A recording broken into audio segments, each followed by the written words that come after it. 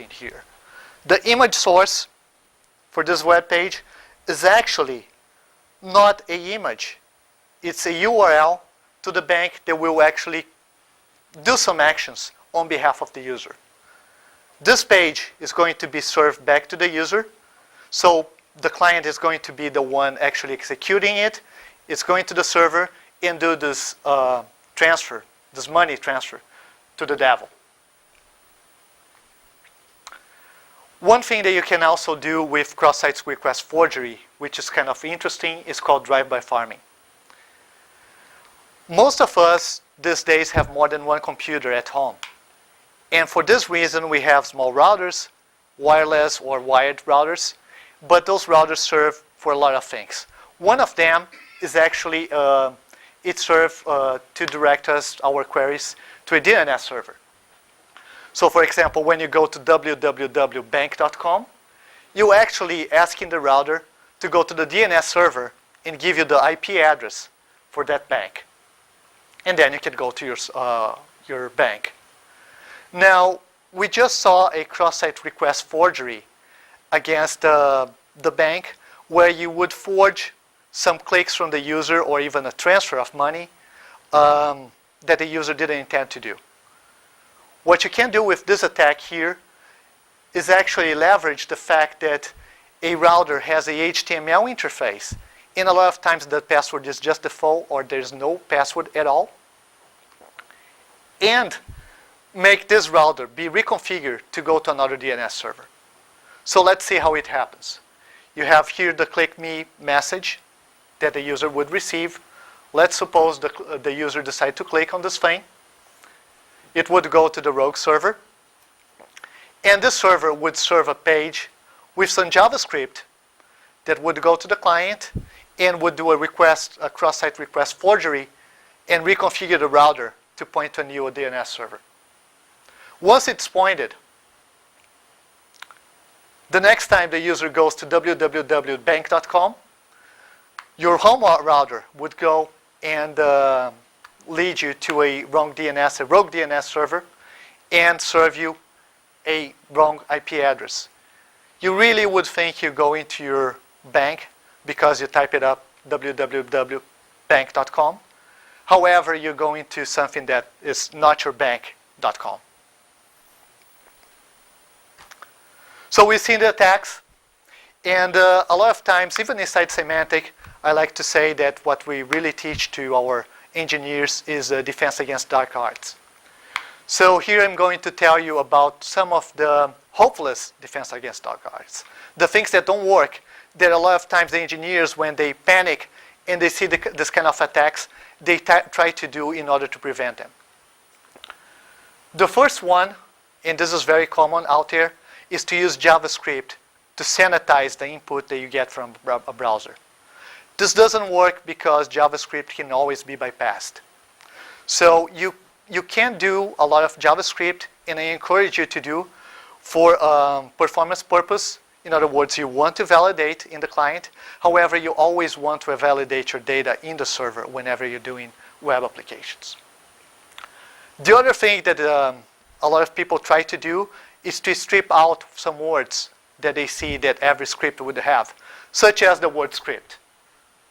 But this is a problem, because sometimes the attacker can use something like that, which is a script. In other words, when you remove the substring script from that word, guess what happens? It becomes script.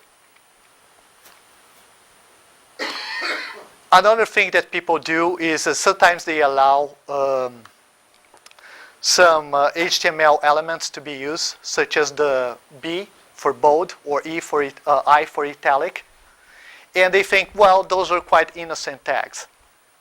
You have to make sure you really understand what kind of tags you're allowing.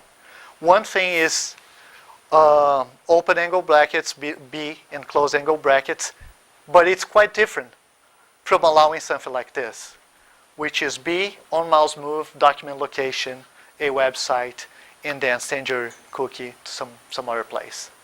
So it's quite important for you to understand what kind of things you are really allowing. Now, for some real defenses and some things that you can actually do in your code. The first one is to know your programming language. Whatever is the programming language you're using, chances are there are good libraries that are available out there that you can use in order to sanitize input. Here I'm showing a couple. At the end of this talk, I will leave the slides, and at the appendix, there's a bunch of other functions that I encourage people to take a look at that can be used. A couple of things that are worth mentioning in the slide is, again, JavaScript. Never rely on it as a defense. Rely as a performance enhancement mechanism, some way to offload your server, but never as a security mechanism to sanitize your input. Also, if you don't have anything to rely on, most of the languages that I know have some type of regular expressions. Regular expressions are debatable in the field still. There are some authors that would say you should use it whenever you have. Some others would say, well, I don't think it's a good idea to use because regular expressions can get very complex. Encoding is really hard. And if you're looking at all the encoding that we have on the internet, which I'm going to talk later here in this talk, there's quite a lot. What I want to call your attention here is that the encoding you do for HTML attribute, it's quite different from the one you do for plain HTML, or even for a URL, JavaScript, VBScript, or XML. For each one of those type of entries, there is one type of encode that you should use.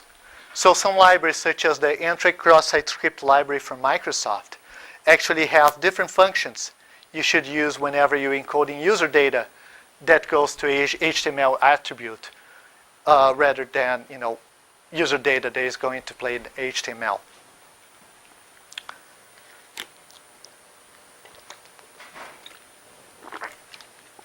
So I want to switch gears a little bit here and talk about another very popular type of attack, which is called Sequin Jackson. The first attack we've seen is a way to attack the client. Now, Sequin Jackson is a way to attack a server.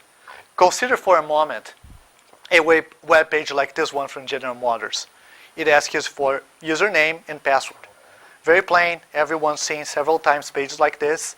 And probably you know that somewhere in the back end, there's a query like this that is running. Select star from users, where user ID equals whatever is typed, and password equals whatever is the password of the person. What happens if somebody enters some information like this? Basically, the password that this person provided was single quote or 1 equals 1, dash dash, and the